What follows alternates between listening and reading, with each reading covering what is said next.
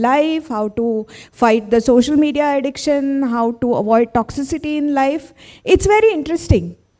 So, what is remarkable about Vivek is that he has changed filmmaking, he has made it stand on its head, and he has dared to tell the stories that no one else dared to tell before. In Tamil, there is a saying which says that Unakku vanda raktam, enakku vanda takkali chadama. So, it means that if you hurt, it's blood, and if I hurt, it's tomato chutney. So, he has made sure that the tomato chutney is actually represented for what it is, blood, our stories. So Vivek, first of all, I want to ask you, your filmmaking has undergone a sea change from your initial days, where you did conventional Bollywood movies with stars, and now in your, starting from Buddha in the Traffic Jam, in your movies, the story is the king. The stars don't matter. Whether you have stars or not, don't have stars, doesn't matter. So how did the shift happen? Was it a very conscious shift? First, I must thank the organizers to invite me. And Shefali, thanks a lot. Lovely talking to you. After a long time, I'm seeing faces and the vibes. I'm a director, so I catch vibes very well. And I'm a very spontaneous orator. I never prepare, I just speak looking at the people and the kind of energy I get. First time in many, many years I'm feeling that we are going to chat and exchange, because every conference and festival has become a television debate. So everybody is there to, accuse somebody or destroy somebody. So we can have, so answering your question, yes, there has been a deliberate shift. And the deliberate shift came because I worked in that star system, and it's nothing wrong. All over the world, you see any kind of profession you will find, there is generally mainstream massy stuff which appeals to the common denominator, and then you have niche stuff which makes an impact and changes things, which innovates, brings new things. In every product, if you'll see, in music also, you'll find there are massy music all over the globe. It's not just in Bollywood or anywhere. So, but then you'll also have easily available channels, easily available avenues to an alternate stories, alternate music, alternate literature. Suppose if you are watching a lot of, say, hip-hop kind of thing, but then you also have channels which are also showing you nice Karnataka music, or they are showing you Kathakali, or showing you, so you generally all over the world, audience has these two choices. But what happened, and people misunderstand, I'm not against massy stuff, because if there is no massy stuff, how will you have niche stuff?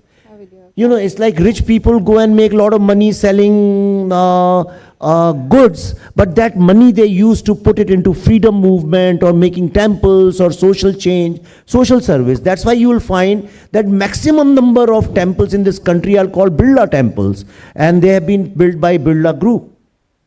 Nothing wrong with that. But the problem is, we brought this country to a stage where there was no room for any alternate or in any field. Poetry only meant the kind of poetry which was about oppressor and oppressed. Music was only the kind of music which T-Series or some company wanted to produce. And the dances also became basically Bhangra dances and typical Bollywood dances. Earlier there used to be a combination. You see, Raj Kapoor also used to make, he was a leftist, hardcore card holder, IPTA member, but he never made films against India. He never commented on Hindu society and things like that, but he made films about oppressor and oppressed, because that is a leftist way of looking at things, and I'm not against that ideology. But then I think Marxist culturalism, what I call, which in my book Urban Excels I have explained, and it's a fact, it's a recorded part of our history, that when Indira Gandhi had a problem, See, Jawaharlal Nehru was also in a way socialist and all that, but he wasn't the way, the pawn of cultural Marxists the way Indira Gandhi became, because Indira Gandhi did not have support from inside Congress. And Congress was split into Congress O means organization, and then Congress I.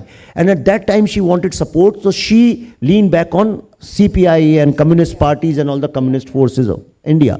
And these communists are very smart people. They generally shy away running democratic governments from the front. Okay, they always try to run it from behind. Whatever is happening in America right now is also Marxism from behind, which is creating conflict.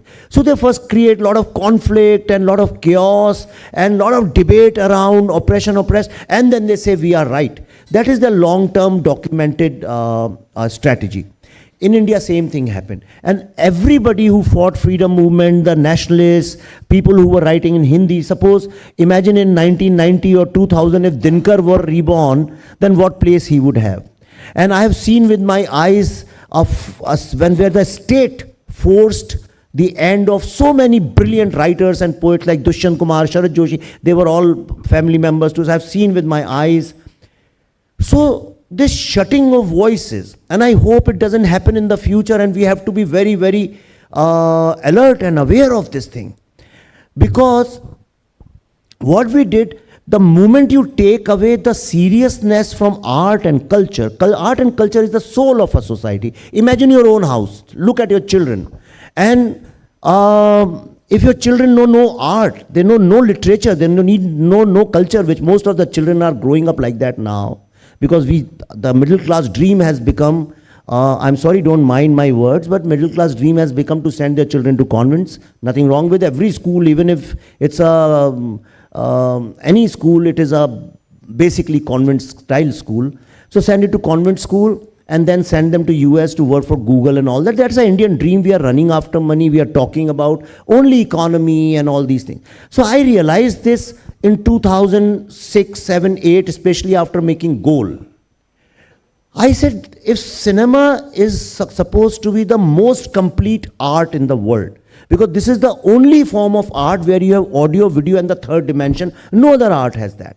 And the impact of cinema is so much that even a child sitting in Tanzania or Japan or Korea or Vietnam, Cambodia also believes subconsciously that if something goes wrong in this world, America is going to save us. That is the power of cinema.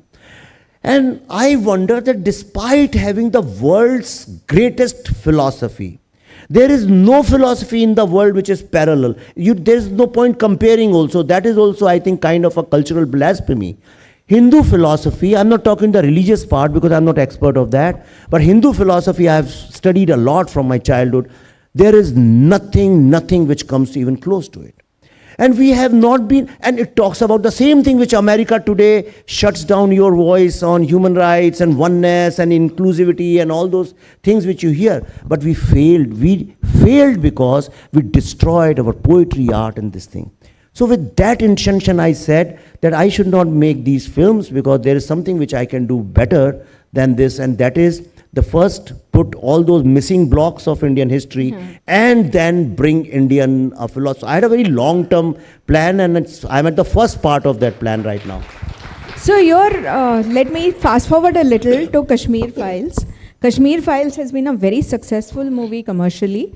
But more than that, what I applaud you is because you dared to tell a story which is very courageous, which was out there for everybody to see, but nobody wanted to talk about it. Nobody wanted to tell that story. You told it in the movie, and you also followed it up with a OTT series, which is about the real life stories of Kashmiri Hindus.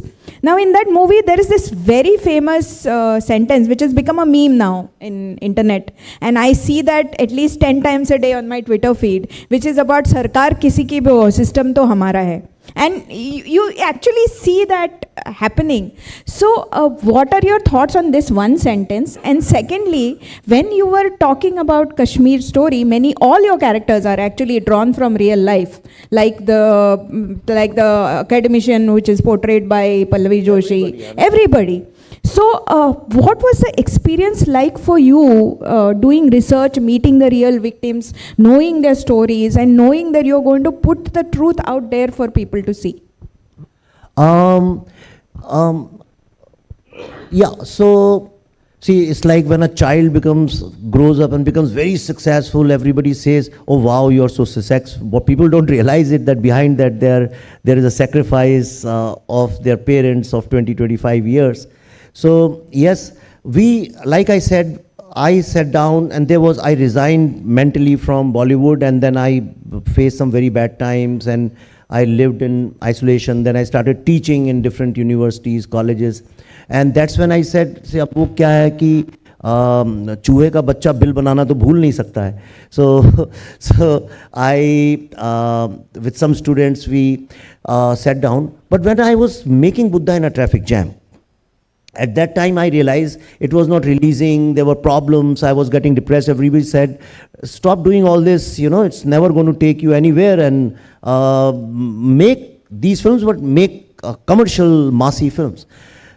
But I realized that there will be no impact if I do this, you know. Then I will end up making Gadar kind of film, which is just because you want to say this is your enemy and show the enemy and then do everything else. It's a very thin line job. I wanted my films to become historical document. I wanted my films to become modern literature with that intention. So I said, I cannot keep blaming that audience doesn't like it, and it doesn't work. I should be able to face it whichever way. If I have to show it sitting on the street, I should be able to see. If I have to take this film physically all over the world, I'll do it. And it's not that I'm saying it, everybody knows my life is in all social, public life, you see I do all the times. So with that strategy we said, see, actually our real work is going to come next year. People can't even imagine. But to reach there, we went backwards. We said, okay, we have to use some kind of a leftist strategy. So I picked up some great things from the left system of working. There's nothing wrong with that. See, ultimately, if anybody says this is correct and that is incorrect, that person is incorrect. There are always some useful things here, useful things there. Pick up from everywhere. Suppose you are a music director and I give you an assignment that, okay, do some music which represents complete India. You can't say, I don't like this region, so I won't take it. You can't say, मेरी तो उन लोगों से लड़ाई चल रही है आजकल on caste basis or religion basis, I won't pick up. You can't do that. So I picked up, and I have been part of that politics. So I said, this has to work at a very different level. So I wrote this book, Urban Naxals, and then I planned. I said, let's make a trilogy. First film we made, Right to Truth. Okay, in India, the easiest thing is, if you want to lie, just speak the word truth. Okay, you say सत्य की खोज में, और उसके बाद आप सबको बेवकूफ बना सकते हैं. Because it's not that we are gullible, because it's part of our DNA. It's like somebody says, dal chawal khate. Nobody says no anywhere. You can say dal sambar or dal something, but nobody says no in India because it's so natural. If I say, अच्छा बाहर जा रही हो अपने बच्चे को मेरे पास छोड़ दो, you will never distrust me. Right, but so with that intention, I said Right to Truth. With Tashkent Files, I put the most intellectual film in front of people, more complex, most difficult film. And when I realized that people are ready to accept this, when that film became a sleeper hit, then by the time we were working on Kashmir Files, then we said, let's bring a more bolder film to people. Are they ready or not to see this kind of harsh truth about themselves? And we brought it. And now I'm making the Delhi Files. And why I'm making Delhi Files is Kashmir Files, there is so much has been spoken about it that there's nothing left to tell. Delhi Files I'm making, and Shefali, you travel a lot, you know it in your heart what I'm saying, that forget young generation, even middle-aged people up to 50, 55, don't even know the area where they live, what has gone there. And all of them call themselves Hindu activists or Jai Shri Ram activists or Sanatan activists, and they know nothing about what has happened there. Because I'll give you two examples. Okay, and why I feel more responsible to tell this truth now. I was in Calcutta. and Sopan Das Gupta had invited me for some event. So I went in National Museum. आपने देखा होगा वो. तो वहाँ पे full ऊपर नीचे means more than 1,000-1,500 people, and in Calcutta, Bengal, you get lot of crowd, lot of people come. So jam packed everywhere, and mostly well-to-do IT people, and like today's young urban progressive professionals. So while talking, I said कि a few days back we came here to do research. My team was then arrested, and then we had to pull some strings and get them out. And they were, if I was not doing a research on Action Day, and if I was doing research on something, nobody would have arrested them. And then suddenly I realized there was no response. So I asked, how many of you know about Direct Action Day? You will be surprised, not even 5 or 10% hands came out. And those were also older people. Which means the young people living in Bengal do not know. If you don't know about Direct Action Day, Google it just now and just go to the photos, pictures, and the first picture you will see taken by Time and New York Times, you won't be able to sleep today. You can't have food after that. Similarly, I was in Kerala, in Calicut. Calicut, on the same beach from where Gandhiji, for the first time on 16th August 1920, made an announcement that it is a moral duty of all Hindus to support Khilafat, sorry, आजकल trending का ये Khilafat, because our Muslim brothers have been cheated by the Britain, and and from there Swaraj movement started. There was no Swaraj before that. And there was no Asahyog Andolan before that started. Asahyog, non-cooperation, was started basically to support Khilafat. He said, Khilafat ke liye we will not cooperate with the British government. Do you know that? Did you know that? Nobody knows that. Nobody knows that. Even historians don't know that. Because all the books you have read on partition are 10% of truth, that's it. Indian students are not taught about cabinet mission. Because when you will be taught about cabinet mission, I am sorry, a lot of Hindus may not like to know the truth, but you will be shocked and surprised that every single person over there wanted two nations, including Ambedkar. They had their valid reasons that I am not getting into that. Only 2 people who were against it, you can't even guess their names. Because nobody taught you. One was Maulana Azad, and the second was Tara Singh, Sardar Tara Singh. And he said at that time, if you sow this seed now, then there will be a demand for Dalitisthan, there will be for Dravidistan, and there will be for Sikhistan. He didn't use the word Khalistan. He said Sikhistan because tab Khalsa itna important nahi tha. He said that, Tara Singh. And when I was reading the documents I got from Parliament of Cabinet Mission, suddenly my respect grew for that man who I didn't know. So our real heroes are very different from the people. Gopal Patha, for example. You are deliberately not taught about him, but look at what he did at that point of time. Suppose your children and your house is under attack and somebody comes to save you, isn't he like God to you? So we have deliberately taken out the pages from your family album.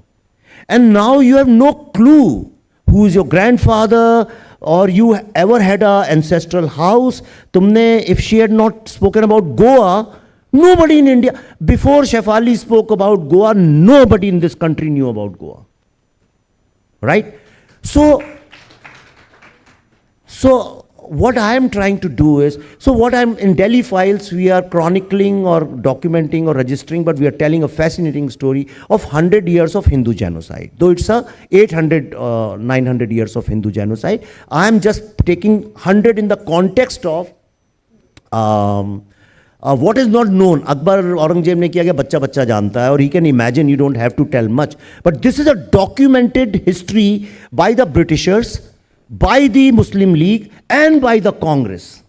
So only on these 3 documents we are making that film with our own research.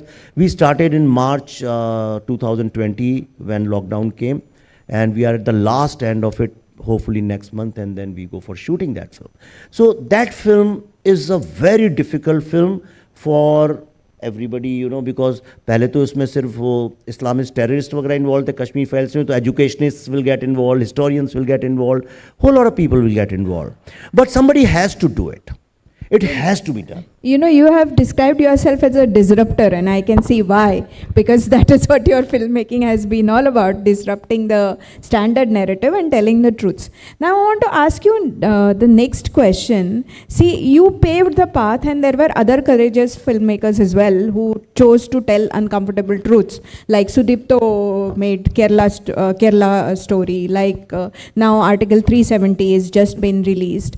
But having said that, even though the films were commercially successful, there has still been cancel culture that you have had to face, that Sudipto has had to face. In this state, Kerala Files was not allowed to be screened, even though it was legally given a permission by the censor board, but the people of Tamil Nadu were denied. So this cancel culture still exists, and I'm sure you have faced problems while showing your series on OTT or even showing your film on OTT. So when is this going to change? When is this cancel culture going to change? And why is even commercially viable movies are not making a dent in this this established, I would say, clique of filmmakers and reviewers? See, cancel culture will change only when democracy, the structure of democracy changes, you know.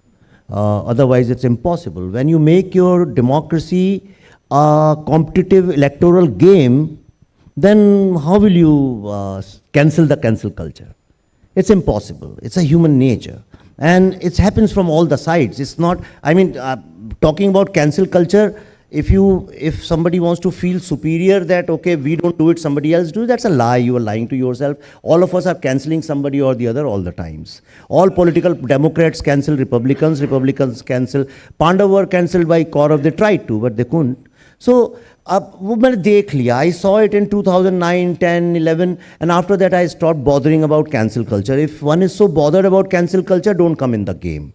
If you are in the competitive, fierce, like cutthroat, bloody game, then you should be prepared to get some blows and let some blood come out. You cannot say somebody has punched me. So I am beyond that now.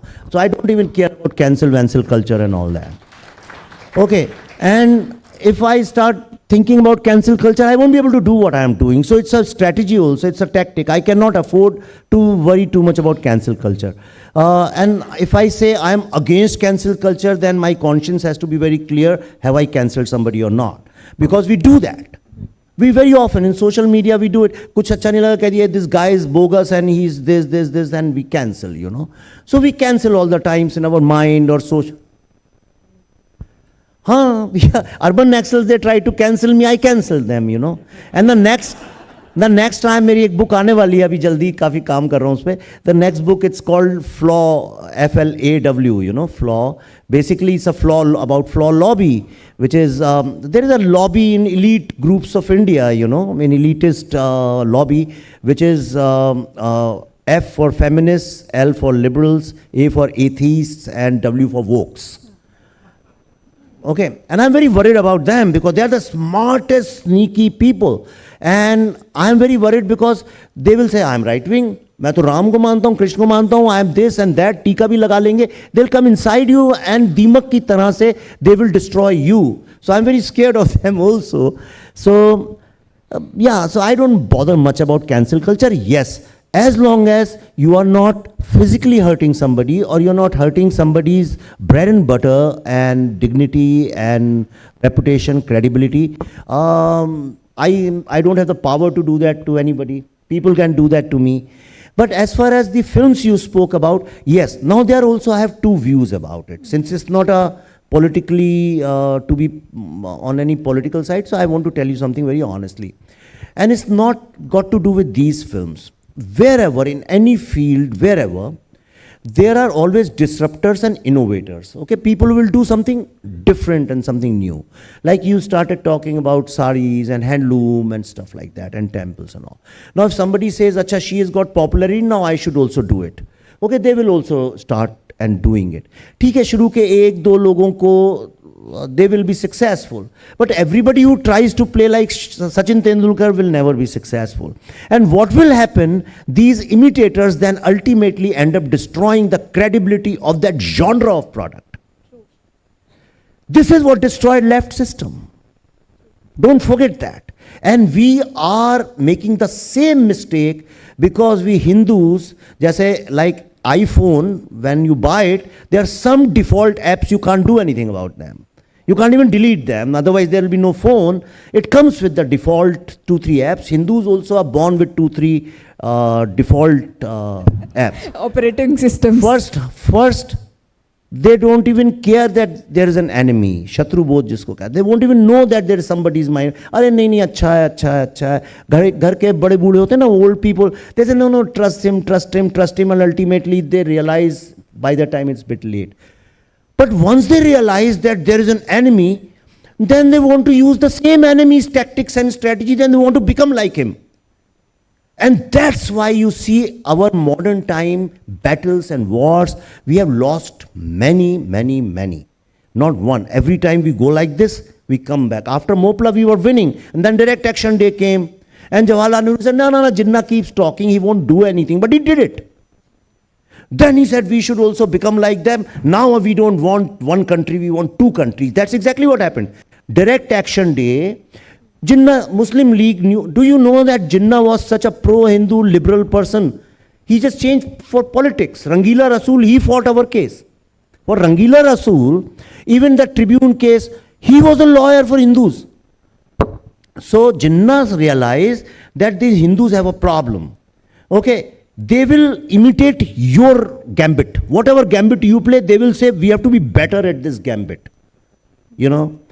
So what he did was, he said on 16th of August 1946, on the day of Badr during Ramzan, he announced Direct Action Day, and he said, kill all Hindus, wipe them out to such an extent, it's an open speech, it's a recorded, we have the recording. He said, create so much of terror that after that, every Hindu leader says they want 2 nations. Okay? And then after the meeting, he told Soravadri and all these people, so he said, but you have opened your cards in front of everybody. Prabhu ji, recorded bata raha hu aapko. So usne bola, Soravadri said, but you have opened your cards in front of everyone. He says, trust me, they will not believe it. And that's exactly, then the journalist went to Nehru ji, and he said that Jinnah has announced this. He laughed and he said, do you really think that Jinnah can do something like that? And he did it.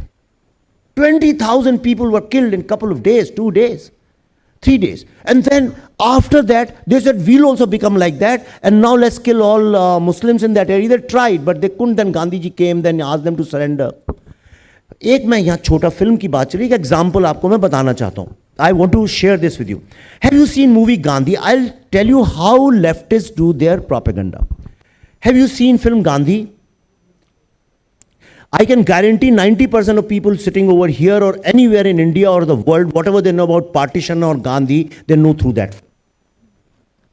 Correct? There's a very important scene in that. After that Direct Action Day scene, Gandhiji is sitting and he's asking everybody to surrender their weapons, their guns and knives and everything, and everybody is blindly surrendering it.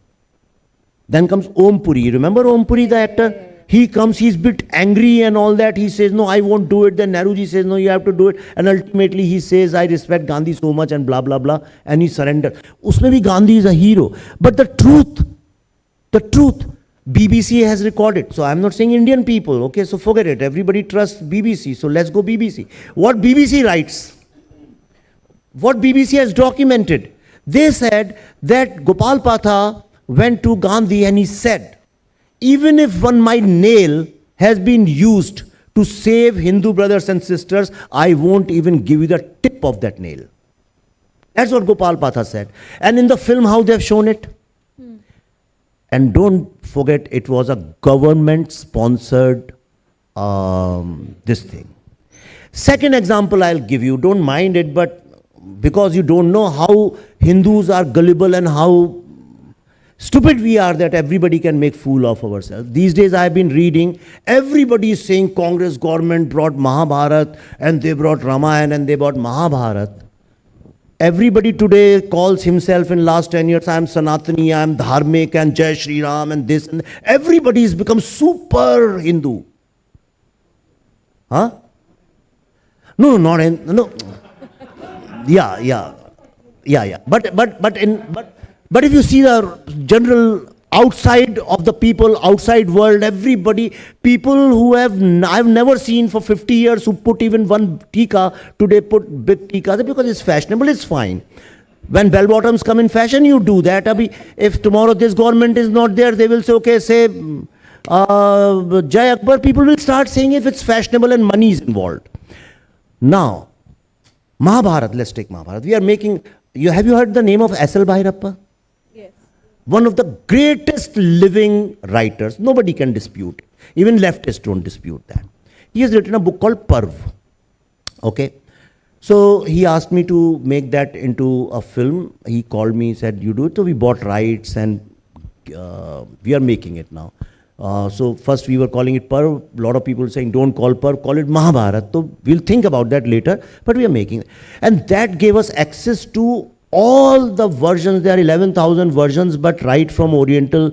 We are reading a lot, we are talking to a lot of experts of Mahabharat, the real genuine experts, not today's experts, you know. कि बहती गंगा में हाथ धोने वाले नहीं.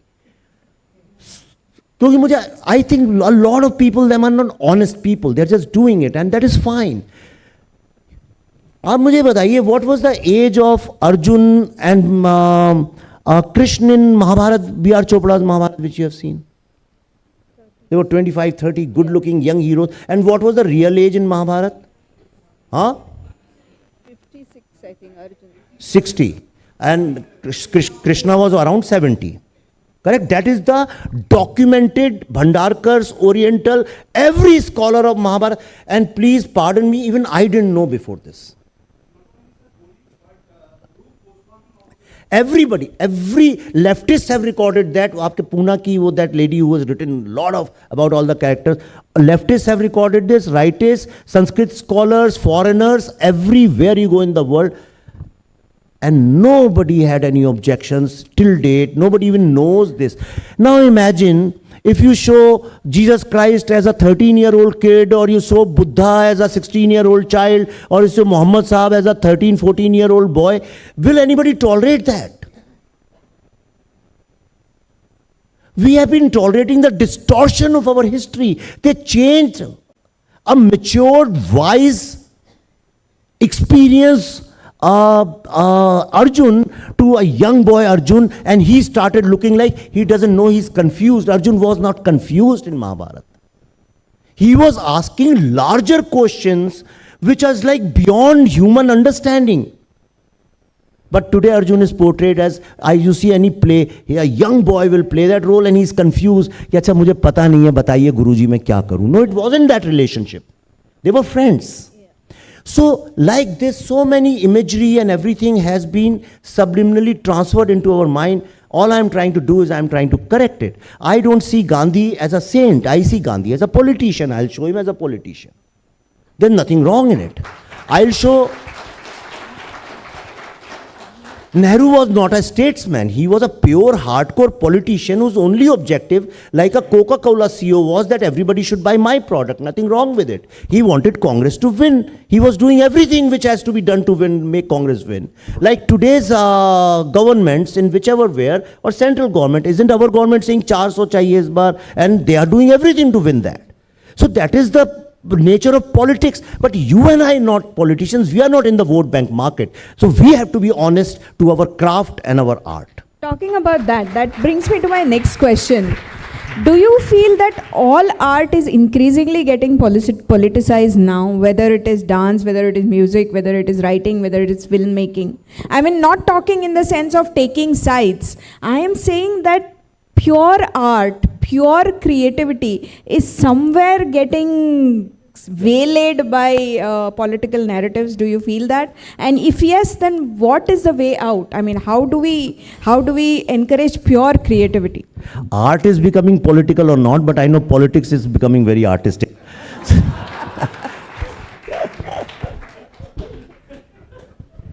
देखिए, we are now today in 2023 we are at, I think, most challenging time of Indian history. Because two things are happening in this country. Lots of things are happening which experts can tell. I can just tell you about things which I understand. Number one, we are at such a growth level, at a level of development, from where either we can create wonders and wonders, or we can just lose the momentum.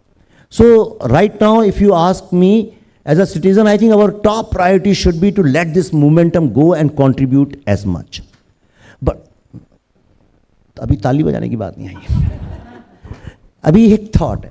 But if you look at the history of the world, history of humanity, you read 5,000 years of history, and you see why civilizations perished, why societies perished, why a very rich Roman Empire perished, or Ottoman Empire perished, or any Mongols ruled most of the world at that time. Why did they perish? Why Mughals perished? Why colonials perished? The reason is, it's my research, my understanding. I am not saying it's the most authentic. Please see it as just an alternate point of view. But it's very correct. Just let me warn you that when you run only after development or growth of a society, that every citizen should say, I'm doing economically well, the biggest price you have to pay is the soul of the society, which is art and culture. And with my own eyes, I have seen a very, very sharp decline of Indian art, literature, and aesthetics in last 10 years. I have never seen such economic growth, and I have never seen such cultural and artistic growth in this country. I do this experiment everywhere. I can do it now. Okay? Till say 2010. I mean, और थोड़ा और पहले चले जाइए, up to 2010, I would say, decades में बांटते हैं. Almost everywhere you ask people, they knew at least 5 genuine, authentic Indian singers. If you ask people 5 poets, they couldn't say 5, they would say 2, 3 poets, क्योंकि तब थे. You could say these are the 5 greatest dancers of contemporary India. I'm saying contemporary, पुरानी बात नहीं कर रहा हूँ. You could say these are the 5 genuine film directors from India. These are the 5 genuine artists. आपको नाम पता थे. आप आज today whatever artist name you know, I guarantee all those names are before 2010. M F Husain पता होगा, ऐसे आपको रज़ा पता होगा, ऐसे 4-5 नाम पता होंगे. आज के किस आर्टिस्ट का नाम आप जानते हैं? जबकि इतनी पब्लिसिटी है, so much of social media, so much of PR, social media machine, because there is no genuine product. So what we did in this process, and it's not that it's happening in India, it's happening in lots of countries, but I respect Europe because they have allocated a huge budgets to protect their art and culture. That's why if you go to Europe, everywhere people are singing and playing music or writing poetry. They promote so much of art. We, today in the name of music, all you have is Bollywood music. And that is also Punjabi style Bhangra music.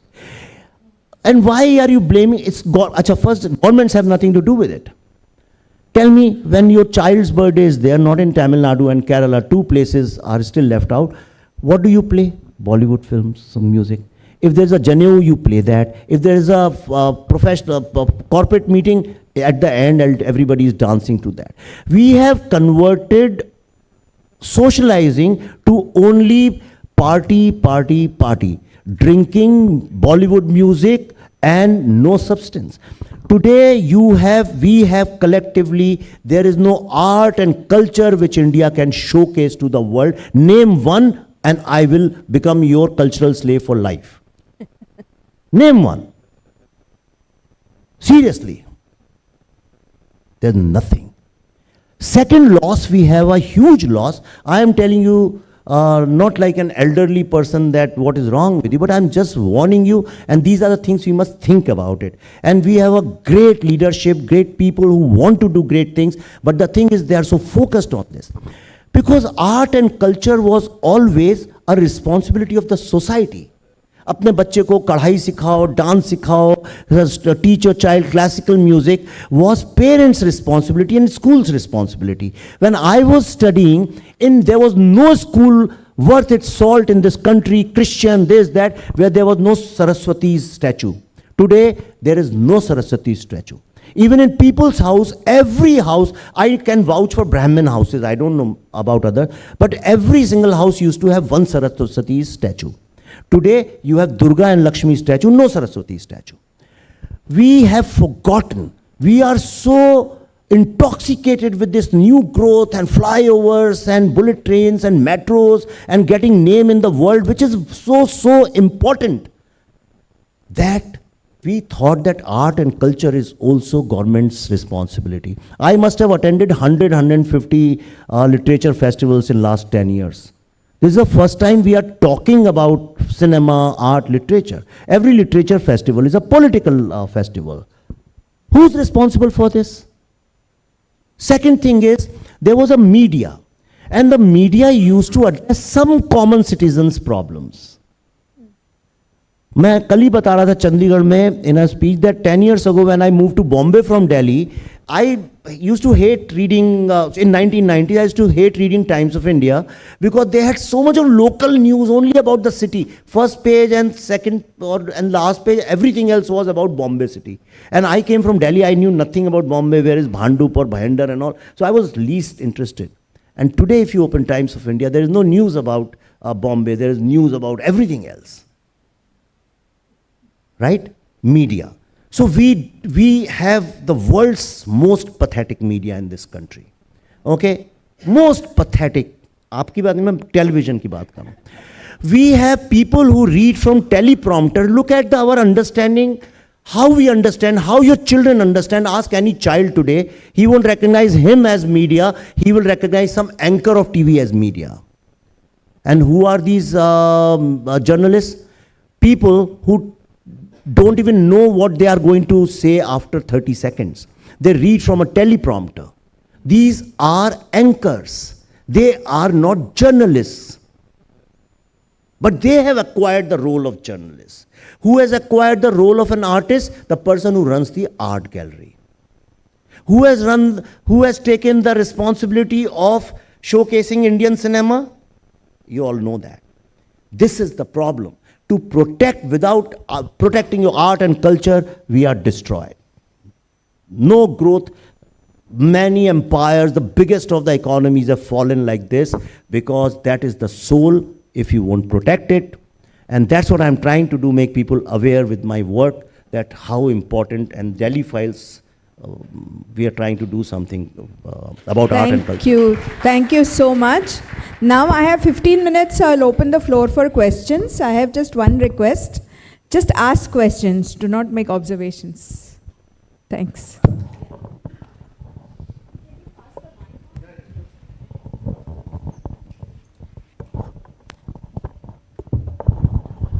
Good afternoon, sir.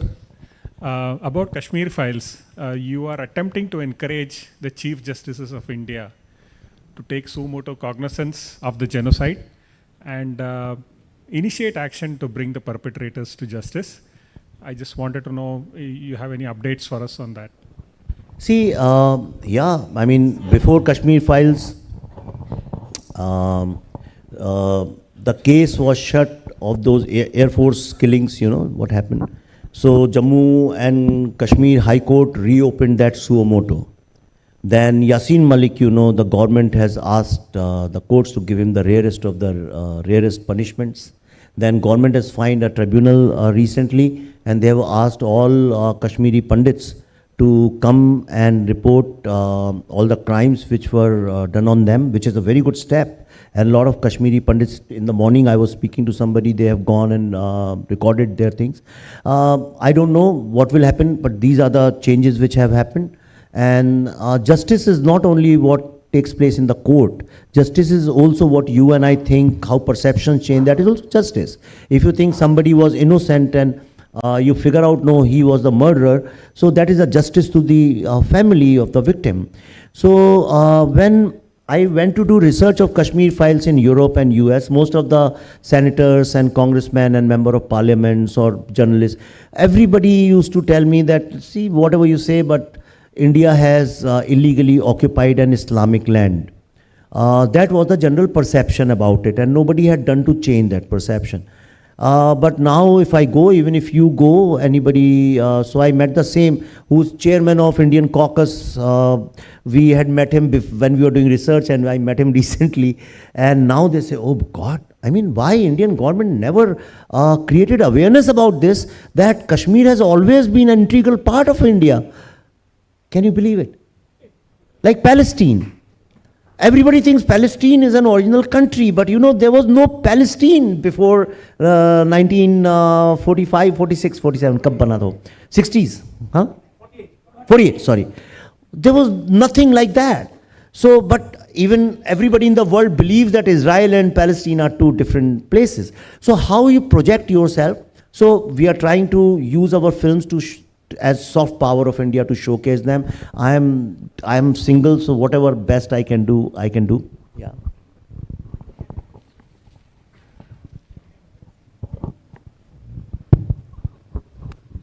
Asking something? Vivekji, I remember when your first write-up, means my first introduction to you was about your article on trolls and the way you Article on? Trolls and the way you defended trolls, that they are not just trolls, they are the alternative voices that you, and I think it was 2013 or something. But that time, you know, still the website as a media platform was emerging. Today, because I come from a classical print media format where still there is a credibility, some form of credibility. Shabda Pramanya is still a very important thing in popular Indian mindset. From there to now, you know, I ask a journalist or students of journalism, what is your primary source of news? And the first response is Instagram. So, no, but largely now the current phase of student, it is Instagram. So, as a person who has traveled this journey from various platforms, even in, for example, in cinematic expression, it is the OTT that has captured the space. How do you see this technology playing the role in shaping the narratives, and what kind of cancel culture or rather I would say monopolization of narratives that is emerging through technology? How do you see this? Yeah, I remember that article. Yeah, I had written many years back article about smart trolls, and I had justified trolls, defended them, and I said trolls actually are alternate voice. It's like you are sitting and you are weirdly dressed and somebody makes a joke about it. It makes you conscious and you think about it and you change your dressing and don't look weird anymore, which is the right thing to do. And so, but at that time, social media had just come, this is before 2014. So it had just come and there were independent voices. Somebody was doing sarcasm on cricket, somebody was doing on politics, somebody on religion, somebody on that. So all those things were there. But one thing people won't know, you just cannot believe it, that Twitter, the most toxic place, every evening for 5-6 hours, till late 2-3, evening 7 o'clock onwards, it used to be the best place in the world for music, poetry, artistic talk, creative discussions, a whole lot of wonderful things. That all is gone because now it has been taken over by media and politicians, the most toxic people in the world. And so if you have Trump on one side, you have Putin on one side, then you have Mao on one side, then all kinds of countries trying to take this and influence your mind. The biggest challenge for them and for us is this technology is very good also. Okay, but this technology, because it's so unregulated, that we don't know what to do with it, and when human minds don't know what to do with something, they end up using it for destructive ways. There is a wonderful film, I recommend every human being must watch. It's called Gods Must Be Crazy. Yes. Have you seen it? Yes. Okay, so people who don't know, for their benefit, I'll just tell you that in Africa there is a small tribe, they don't even have a language. You know, they are so uncivilized. And they live happily, beautifully. No, they don't possess anything, they don't wear clothes, they have no problems. I can raise your child, you can raise my child, it's a nice commune. And one day from America, a plane flies, two corporate executives drinking Coke and all that. And one of them, it's a low altitude aircraft, and one of them finishes the small Coke bottle. Earlier there used to be smaller Coke bottle. He finishes it and he just throws it in the air and it falls in that village. First they don't know what it is. Okay, then slowly they find different utilities of that bottle. They start making food, they start breaking wood, then they find 1 million, they start digging holes with that. Then everybody realizes something of utility, something can be done with this. Then everybody wants to possess it. Okay, and everybody wants to possess, and possession has a great quality. It has competition, then it has jealousy, then you want to destroy the other party. It takes up then two tribes, it becomes two tribes, then tribals want to fight with each other. And then one most stupid idiot, he realizes that at the core, the problem is this bottle, and he says, I'll go and throw this bottle at the end of the world. And he never finds end of the world, and they have to live with all the bad qualities of human beings. It's a very, very metaphorical and so funny. I mean, you just can't imagine. Every second you will fall off your chair laughing. So, and that's exactly what is happening. We don't know what to do with social media. We don't know how to use it. Now, एक Hindu philosophy में concept है, there are three stages. There are three levels of this world. One is drashya. Something is happening. Okay, I am talking right now, so I am Drash, somebody else will come, they will become Drash. And there is Darshak. Okay, and when the Darshak can see, Darshak and Drash together, you become Drishta. जिसको बोलते हैं seer, English में, S-E-E-R, seer. Then you become seer. पर आज फिर technology क्या हो गया है कि दर्शक has become दृश्य और दृश्य has become, दर्शक have become दृश्य. Everybody is a दृश्य themselves. And we don't know what to do with this Coke bottle, so we have to find the end of the world and try and throw it somewhere. But social media cancel our troll, आप कह रहे थे. See, 90% of the trolls are all organized trolls. They work for somebody. If something is happening, when my last film Vaccine War was releasing, around that time something happened and some Bollywood super duper stars film also came and all that. And then everybody was attacking me from cinematic point of view. They were attacking my daughter and this and that. When both the films faded away, now political trolls come in and all those kind of things. But you have to create the skill how to deal with trolls and these kind of things. It's a very bad world, and please don't be on social media if you can. Only one more question, please. Time is up. Only one more question. Jamna. Yeah. So thank you Okay, for this I'll- session. okay. And do you have any idea to show the last 200 Oh no, I years saw of... her standing, so. Okay. We'll take. Don't. Yeah. Do you have any idea to show the last 200 years of Tamil Nadu's Dravidian... Yeah, ma'am, I'm a This Dravidian files is much needed here. See,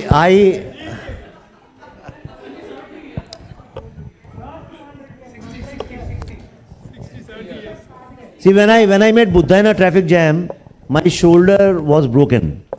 When I made Tashkent files, I still have 2 or 3 cases going on. So there were some 15, 14 legal attacks on me cases. By Kashmir files, I didn't even care about physical attack or legal attacks, but then there was a different kind of attack and fatwas and all that. And for last 1.5 years, I haven't traveled with my children and wife. I mean, we don't travel in the same car, nothing. I don't go out. I used to see one film every week in theaters. I haven't gone to theaters in 1.5 years. I don't go to restaurants. I can't go anywhere. A lot of places I can't go to. So now with Delhi files, I exactly know what is going to happen. यानी मरवाना ही चाहते हो क्या? खत्म हो जाए. Let somebody else do it. Yeah, Jamna. But enough, yeah. I don't want to get involved in Ambedkar versus any other politics, Next. Yeah. पर मैं आपको एक बात बताना चाहता हूँ. I want to tell you something. Just half a second, it's very important, I tell you, and I've been wanting to talk about it. At least, maybe I'm a bad guy, but a conversation must start with this. Everybody talks about hate against somebody. Okay? What is hate? When I say you should hate your mother or your father or your friend, that is hate. Okay? But if my behavior evokes hate against me, that's not hate. Hate is when you provoke somebody to feel hatred towards something or somebody, that is hate. I have been going to Nagpur for a very long time, and I never saw it. Recently, 1 month ago, I was in Nagpur. I was going for research to Sevagram, to Gandhi Ashram. So my assistants were with me. So I asked this guy, तुम लोग जाके ये क्यों नहीं जाते हो, go and see Ambedkar's where he became Bodh and his भूमि, क्या बोलते हैं, बौद्ध भूमि, चैत्य भूमि है, हाँ नहीं चैत्य भूमि नहीं, चैत्य भूमि बोलते हैं, चैत्य भूमि, दीक्षा भूमि, sorry, हाँ, where he took Diksha Bhumi. And I have been there many times, believe me. मैं कई बार तो गवर्नमेंट की तरफ से भी गया हूँ, लोग भी ले गए हैं. I have been there. I posted a lot in praise of that place because you go inside and you read wonderful documents. I have written a lot about it. My assistant sent me, who's a apolitical person actually. His department is not even writing and research. His job is just to record on the camera. So most apolitical, maybe he abuses me after recording. I don't know. So because these are paid people. So from there, he said, "Sir, have you ever been there?" I said, "Why?" He said, "I've never seen such a hateful place in my life." I said, "Why?" He sent me 22 vows of Ambedkarji, Baba Saheb Ambedkar, from there to me. I posted it same day on social media. Please do me a favor, go after this and read those vows. It says, it will provoke you to hate Brahma, Vishnu, Mahesh, hate every Brahmin. It uses the word hate. In fact, instead of saying that these people should be destroyed from the world, it has been paraphrased in little different language. But whose greatness is it? People who accepted it, and still we call him the author of our constitution. Those people. It is their greatness. Because Patel also wrote the constitution. There were 15 or 16 women who also wrote that constitution. Nobody, because of our failed communist education system, nobody knows about them. Right? So you must understand, before saying that Hindus are this and that, one should understand people who hate us and write it in their plaque. Right at the entrance of Diksha, if I sometimes ask if Buddha were reborn, and if he has to read those 22 vows, what would he say? Imagine, Buddha will be the fourth person to say this is wrong, this is sin. But we give him the highest place. There is no prime minister ever, there will be no prime minister ever in the future who will be ever be able to say one word against this. I am saying it, you try and say it. Nobody can say it. Because it's not a problem with Hindus or Brahmins and Dalits. It's the problem with this divisive politics which is being done around caste. I think today's India is trying to move away from that. Caste is where fathers have done some sin and a child is trying to get away from that. Give him that space. Give him that respect, that dignity, that I am trying to change my past, I am trying to re-engineer my destiny and my future. You give them that respect all over the world. Instead of that, we are always abused and shamed in the world, and I am absolutely against it. These people who are doing it, they are the first to be cancelled. Jamna, last question, and then we'll conclude. I'm sorry I extended the time, but it was important to tell you this. I see two very powerful people sitting there. I'm talking about in terms of media influence. As a mother and as a grandmother, I have one serious concern. What can you people do to ensure that, children will not listen to us. They prefer to get advice through social media, Instagram, Twitter. And so what can you people, like you are a very powerful media person, sense that you make beautiful films which come out with the truth. Not come out with something which takes our children and grandchildren back to the roots, where, I'm sorry, where we have failed to instill that sort of a upbringing that we had, the kind of peace we feel, the contentment. See, I understood what you're saying, but then taking your children to your ancestral home, you cannot outsource that job. You have to do it. How can I do it? I have Nobody in one this question. world can do it. What about people who don't have an ancestral home? See, It's- that is a practical reality of people living See, in roots. cities. Yeah. See, even a banyan tree also has roots, and a Yes. small plant also has roots. You know, Yes. finding the roots. And what are roots, first of all? If you want to, your child, like in America, they show Mahabharat serial all the time. Then you are showing a banyan tree's child, you are showing the roots of a peepal tree. You know, you are showing wrong Mahabharat. Every incident you shown in that is so hilarious. I mean, it's like a satire on Mahabharat. It's so bad and pathetically done. But we like it because there has never been any Mahabharat on TV. So we say, whatever it is, it's wonderful. It's like somebody going to just one temple, he will do everything, he'll buy new clothes and everything. But if you go every day, you realize that yes, temple doesn't mean that you ignore the thugs sitting outside. You have to look at things in completeness. So similarly, children is parents' responsibility. I cannot be responsible for your child. All I can do is, I can show him with my craft and art and skill. Exactly, that is exactly what But one thing you can do, we did 25 years ago, cut the bloody TV from your house. All kinds of TV. Just don't have TV. Tell me something. Let's end it. Let's end it on a good thought. Tell me something. If I ask you to eat something which is bad for your body, if you have diabetes, do you eat sugar? No, na? If I know and if I understand. Yeah, if you yes, know, yeah. if you have it, if your child has a problem who doesn't understand, as a mother, will you let him, suppose he is allergic to, say, peanuts, will you let him eat peanuts? No. Correct? Why do you think mind is not part of your body? Listen to me first. Why do you think mind is not part of your body? You don't let you consume toxic food in your stomach, but you want toxic thoughts, ideas, everything in your, any kind of junk you can put in your body. Do you keep eating food throughout the day? No. But you keep consuming toxic food for your mind throughout the day. That is your problem. You are lazy. You have subscribed to Netflix. You are watching TV. You have given access to your children to this thing. Then you can't complain. So Mr. think Agnihotri, like this. That was not my. Jamna, I think we can take it from here. The time We'll is talk up and offline. we have We'll other talk. sessions. Yeah. Thank you so Thank much, you. Vivek. As always, it was a pleasure to be in conversation Thank you, with you. Shefali. Yeah. Thank you, Bharatji. Thank you, everyone. Thank you, Shri Vivek Agnihotri ji. May I now request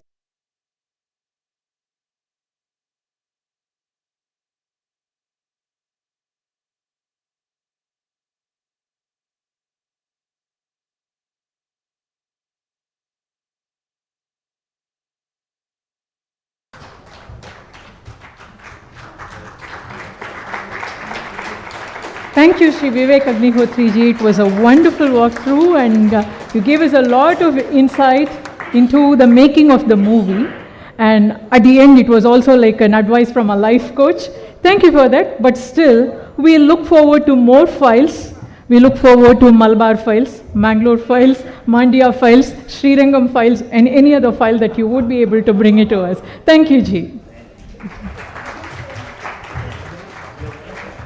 We are now gearing to the next session. The next session is on the media narratives in modern India. And may I request the speakers to come to the dais, please. Shri Praful Ketkarji, editor, organizer, and someone who has 2 decades of experience in research on media and academics. Shri Pradeep Bhandari, the founder of Jan Ki Baat, a psophologist, someone who keeps telling us about the election and an election commentator, a political commentator. And with them in conversation is Shri Karthik Gopinath. Shri Karthik Gopinath is a former model, a lawyer, a political analyst, and Tamil Nadu Bharatiya Janata Party State Vice President of Social Media Cell. With them in conversation is Hridaya Ramani, journalist from Commune. Over to you, Hridaya Ramani.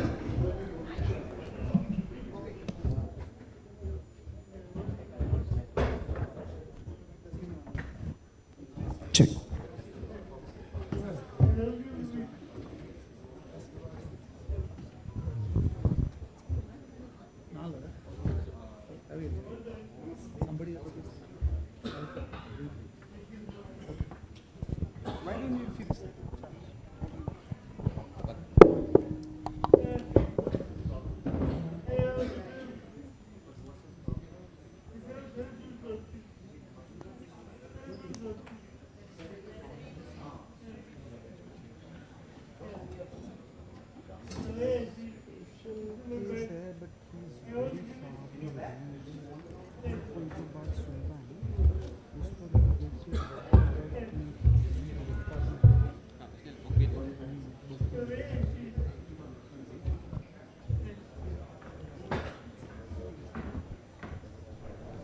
May I request the members of the audience to take your seat, please?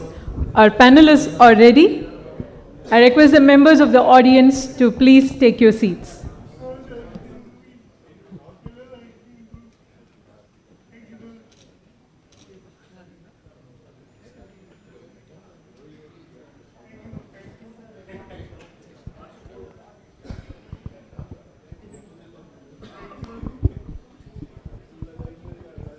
So, Rudya? Namaste everyone, Ram Ram. So the topic for this session is media narratives in modern Bharat. And before we begin, I would like to tell Prafulla sir that in Tamil Nadu, the commune is not is considered as RSS's mouthpiece and not organizer. So that is how the narrative is set here. Getting down to the questions, how do you think media has changed in the last 10 years? The disgruntled leftist media, who were once the gatekeepers of information, are now sad that their narratives don't sell. What are the changes you're seeing over the past 10 years?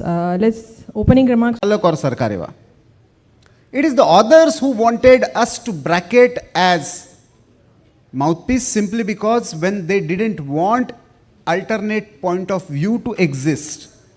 So if you can't kill a person but can kill a dog, call him a dog and then kill. Simple. That has been the left strategy. They are frustrated now because these alternative voices are coming up in such a large extent that they are now speaking or telling the stories which were not allowed to tell earlier. Now many people ask me, how do you see Commune, for example, or Swaraj, or many other such. I say I am really happy because now it is not at one point, when the partition took place, we spoke about the Hindu refugees from Pakistan and faced the censorship. The first ever censorship in independent India was imposed on organizer. First amendment came because of that. Nobody spoke about, nobody called Nehru a dictatorial, curbing media, press freedom for this. But last 10 years, we are seeing this debate, especially in international media, about, freedom of press has gone down, India's, number in the free press index has gone down. Really? I think in last 10 years, first time ever, I am seeing a scenario where there are open government or prime minister bashers roaming around openly. If there is at all, we have lost some kind of media freedom, either with the help of either excess use of money through advertisement or literally curbing voices with the hard hand. It is at the state level. Here I will not quote about the DMK government for the obvious reasons. Gopinath can. But in Kerala, if you take the cases, last year, there are at least 12 journalists or social media activists. If you take the case of Bengal, if you take the case of earlier government in Maharashtra, you will find many more cases where you can't even question the existing government. Unfortunately, nobody makes narrative out of it. That is the difference. The social media has given a lot of space to those alternate voices. That is the frustration. People are now coming out openly, like Vivek was talking about the film. It is true about media also. There are many voices. You know, we have Abhas here somewhere, and he has written a book in 2018 called Ex-Communist or Ex-Marxist Manifesto. So now people have started coming. There are many social media handles who are calling themselves ex-seculars. The secular, which was a matter of pride maybe 10-15 years ago, has become a virtual abuse now, because it stood for the hypocrisy that we have seen in Indian politics and intelligentsia. It is true with media also.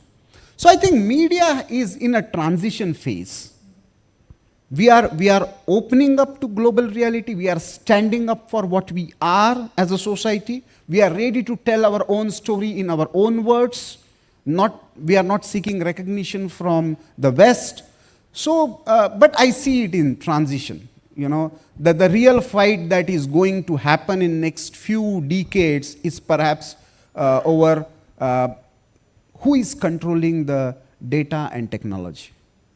That is going to be the real fight. That is my understanding. Thank you so much. And let me begin by saying Jai Shri Ram. That's the change which you see in the media which has happened, and in the populace which has happened, because 10 years back, if somebody from the mainstream media would say Jai Shri Ram on air or would say it on a stage, then it will be looked from a point of view of questioning. See, I am convinced of this fact, and I completely agree with Prafulji, because we've debated a lot on television, on panels, that India today is seeing a media which has moved from a dictatorial monopoly to a democratic, decentralized space where every voice with great amount of content and value will be heard.